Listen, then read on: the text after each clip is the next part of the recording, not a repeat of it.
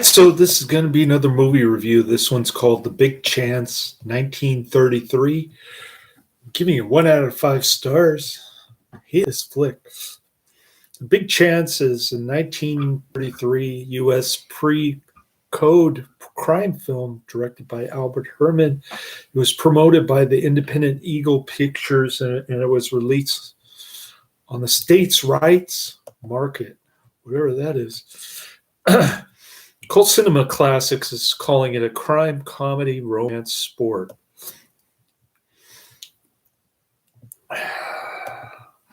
It's got a very young 10-year-old Mickey Rooney in it.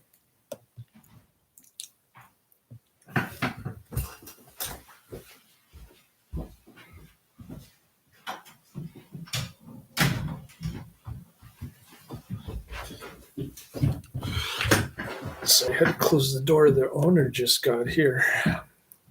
My bad. Gangsters try to get a boxer to throw an important fight. There's not much information on this movie on IMDb or Wikipedia. Here we go. Storyline on IMDb. Frankie, a young prize fighter, wins a fixed boxing match as part of a crime boss's plan to have him build up a following and then have him throw a championship fight. Later, while training, Frankie meets Mary as she's going to church with her family, and he begins to romance with her. The crime boss orders Frankie to stay away from Mary while continuing to arrange for Frankie to win more fights. Just before Frankie's fight with the champion, he and his boss have an argument. The plans to fix the fight are overheard by Mary's young brother, which soon leads to a tense situation. That's the storyline by Snow Leopard.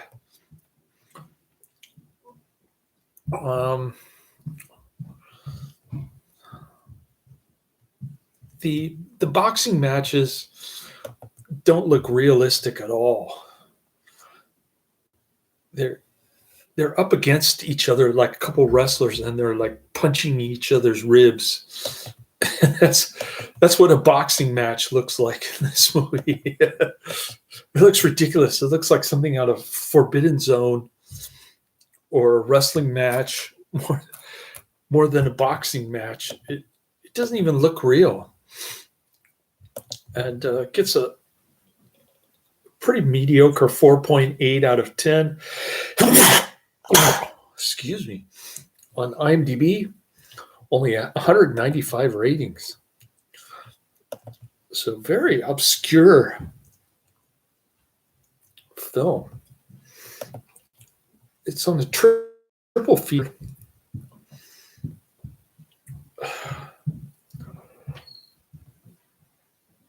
DVD with The Flying Scotsman and The Rocketeer. Real Values, REEL. I haven't seen those other two movies, but yeah. You get 3 for the price of 1, and they're probably all public domain.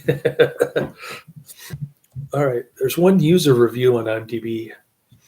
It's a solid setup, but easily could have been better in a number of respects. This B feature has a solid, if largely familiar setup, and the storyline is all right, though rather predictable, but in many other respects, this could have been a better movie. The production values are quite weak, and most of the characters are strictly one-dimensional cardboard figures.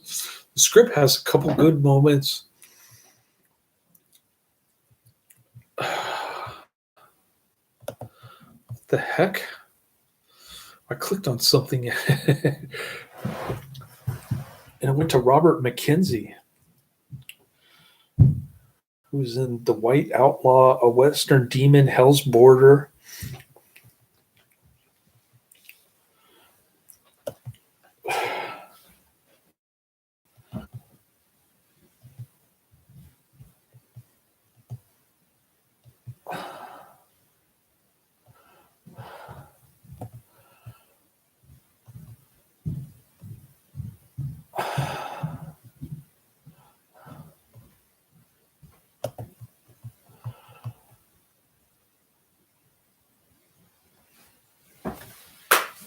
script has a couple of good moments, but many more dry stretches. The story centers on a young boxer who is made the beneficiary of a series of fixed fights, so that a crime boss can get him a championship fight. Along the way, the boxer gets a girlfriend of whom the boss disapproves, and she and her younger brother cause complications as the big fight approaches.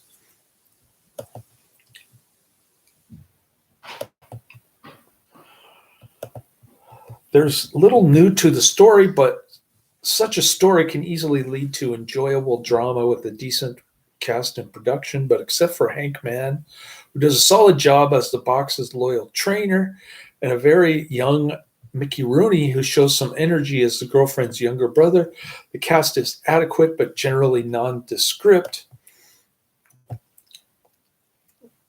J. Carroll Naish is in the rolling credits at the beginning, but they cut out all of his scenes, so he's not even in the movie.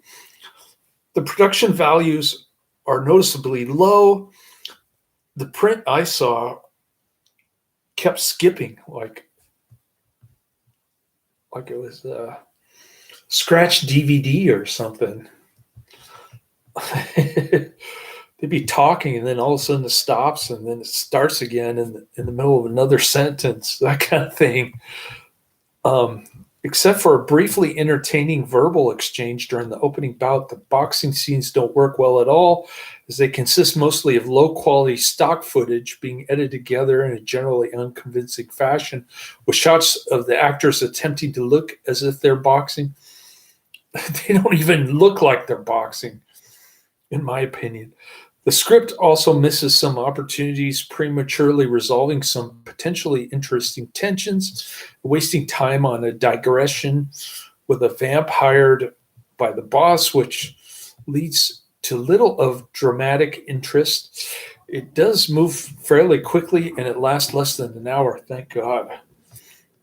And there are certainly worse things you could do with your time, but there are a great many movies, even those with limited budgets, that work much better than this one does.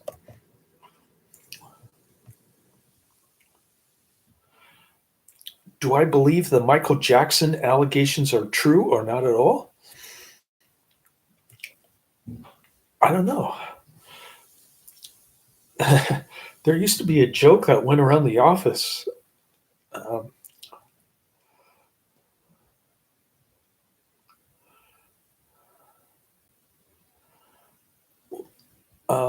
About Michael Jackson.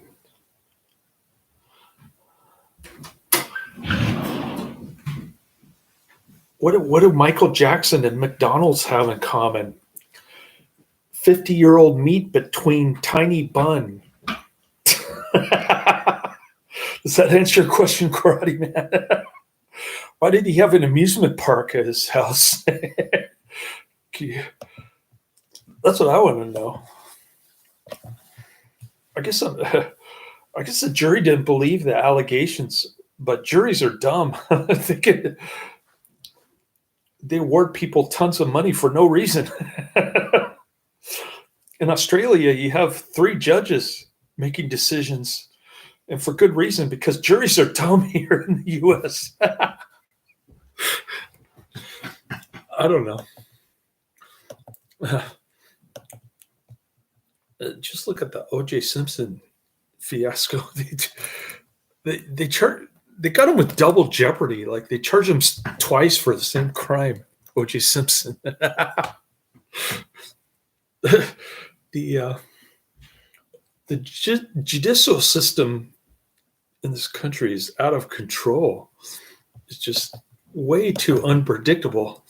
It's like a legal lottery jackpot kind of thing. You pick a dumb jury and you hit the jackpot. That's how it works in this country, unfortunately. I'm not saying Australia is a good place, but they certainly had some strange COVID restrictions in in certain areas. But at least the legal system is halfway decent in some respects, in regards to civil law, anyways.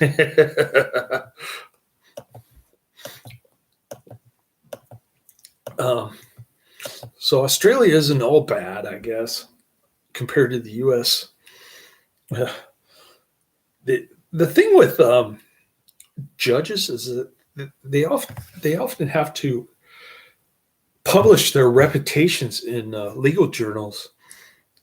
So if they make a stupid decision, then they have to. Then they're actually held accountable. Juries are not like that here in the United States. They don't care what kind of verdict. What kind of verdict they give. It doesn't affect them at all. They're not held responsible for stupid decisions here. Juries, civil juries. Anyways, that's just my 2 cents. Worth nothing after inflation. It's hard to imagine that he wasn't. That he had an amusement park in his backyard. It wasn't like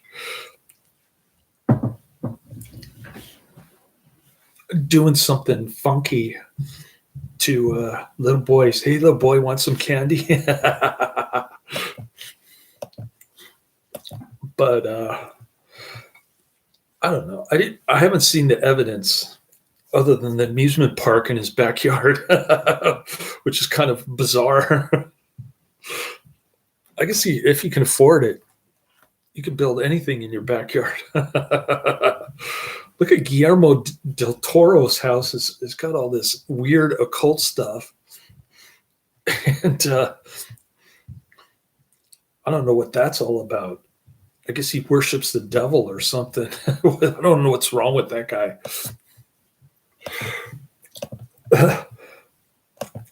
But I guess he never graduated past the age of 35, this guy, Guillermo del Toro. I saw his house on the bonus features. Oh, by the way, Karate Man's in the chat room.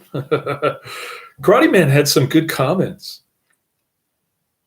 on my last video, Ulterior Motives.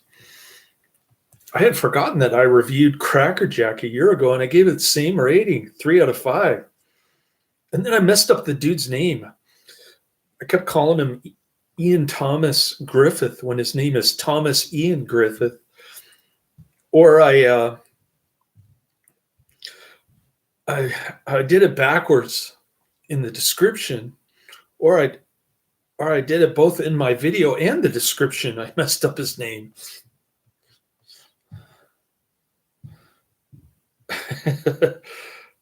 Karate Man says, I would not be surprised Trump has $1 billion object in his backyard, even in mansions.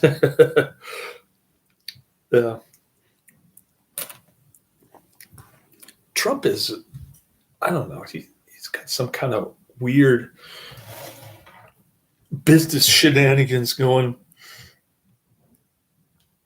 I don't know how he became successful. I guess he started doing television shows and stuff. But his real estate skills are kind of suspect. I don't think I think he kind of piggybacked on his father's success or something. I don't think he really earned it himself. That's what I'm trying to say. But anyways, I'm not a Trump fan. We got out of Latin Mass. I pulled out of the parking lot and I saw Ron DeSantis 2024 sign on somebody's house here in San Francisco. I'm surprised they didn't tear it down. It said, "Make America Florida." But remember, DeSantis in the beginning, he was all for COVID restrictions. Same with Trump. They were all for it. They wanted to shut down the country like Australia. And Yeah, it was bad the first year or so. I couldn't deal with all the restrictions. The family law judge told him to wear a mask at all times when he was around me. I was just like, okay, whatever. And we have to stay indoors because I can't wear a mask. I got severe allergies and stuff. So, so basically, I wore a gator mask at work, and yeah. Well, this movie was pretty lame, even though it was only an hour. I couldn't stand it. It was black and white, public domain, bad print. The boxing looked like it just looked like they had their bodies together and they're going like this. They're completely faking it. Oh, Karate Man says Thomas Ian Griffith actually retired from acting in 2007, but he came back in 2021. Interesting. And I still have to executive force on my list, which reminds me, I got to go tell you what's coming down the pike and also tell you what's on my list. I haven't told you what's on my list for a long time because I've been doing videos on my phone from work. And I only got about an hour, 15 minutes of sleep today. So I'm doomed. When I get to work, I'm going to be dead tired, like begging to sleep in my car. Begging the front desk guy. He's going to be banging on my window, telling me to come out of my car like he did last Sunday. Oh, man. It's going to be brutal tonight. I just want to take a shower, shave, brush my teeth so that I can sleep longer.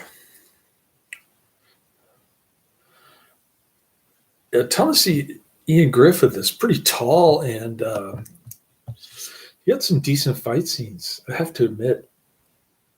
In the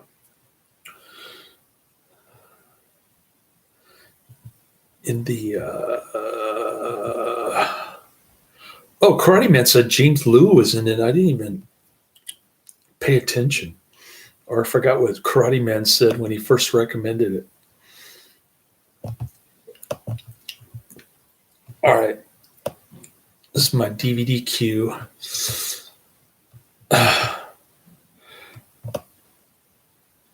First 7 on here are very long wait, very long wait, short wait, very long wait, very long wait, and long wait.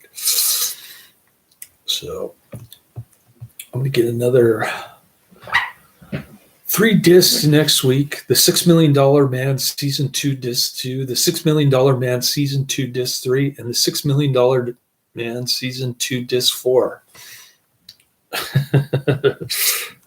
That's what's coming down the pike for my Netflix DVDs.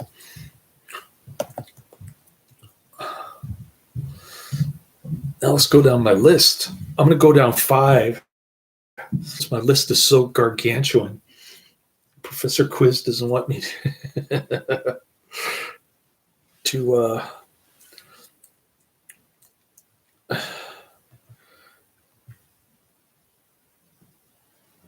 name the next 100 movies on my list on each video that I do. All right. So the next one is I'll See You in Hell, 1960.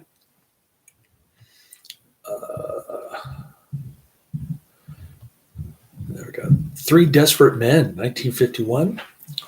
The Star Packer, 1934. Devil's Hand, 1961. And My Outlaw Brother, another Mickey Rooney from 1951. So I guess he's in his mid-20s in My Outlaw Brother. That's the next 5 on my list.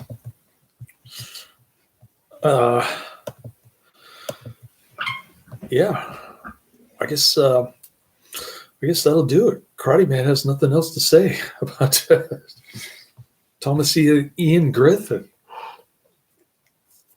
I do have Executive Force farther down.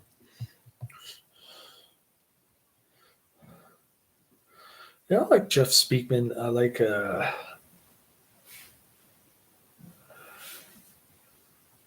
who's the most underrated guy?